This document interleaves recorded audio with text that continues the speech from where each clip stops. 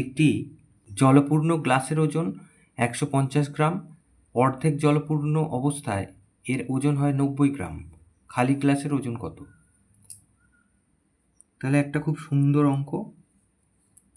এখানে আমরা প্রথমে এরমভাবে লিখি, মনে করি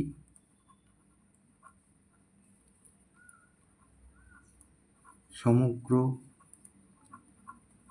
গ্লাসটিতে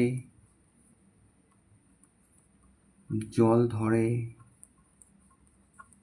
সমান সমান 1 অংশ। তাহলে খালি গ্লাস বলেছে, তাহলে খালি গ্লাস আর তাতে যদি 1 অংশ জল হয়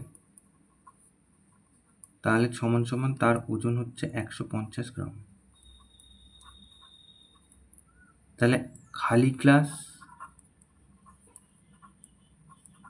আর যদি অর্ধেক জল হয়, অর্ধেক জল মানে 1/2 অংশ জল,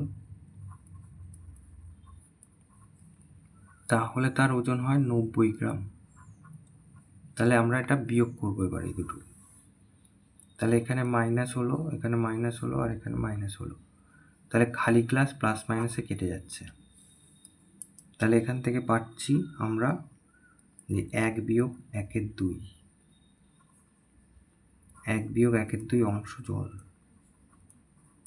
তার ওজন কত পাচ্ছে? এটা বিয়োগ করলে হবে 60 গ্রাম।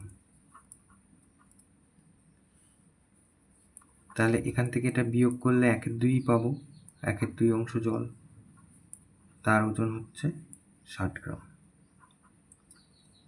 তাহলে যদি 1 অংশ জলের ওজন বার করা হয়, 1 অংশ জল সমান সমান 60 ভাগ 1/2, এত গ্রাম।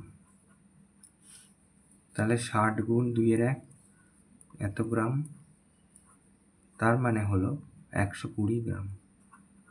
তার মানে 120 গ্রাম হচ্ছে 1 অংশ জলের ওজন।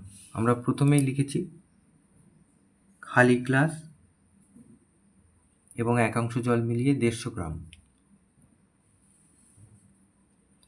এই 150 গ্রামের থেকে যদি আমরা 1 অংশ জলটা বাদ দিয়ে দিই, অর্থাৎ 120 গ্রাম বাদ দিয়ে দিই, তাহলে খালি গ্লাসের ওজন পেয়ে যাব। তাহলে অতএব খালি গ্লাসের ওজন,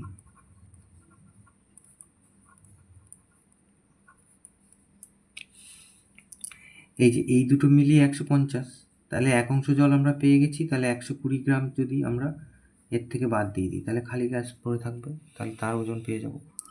তাহলে হচ্ছে 150, তার থেকে আমরা বিয়োগ করব 120 গ্রাম, তার মানে 30 গ্রাম। তাহলে এইটাই হচ্ছে খালি গ্লাসের ওজন। এটা উত্তর।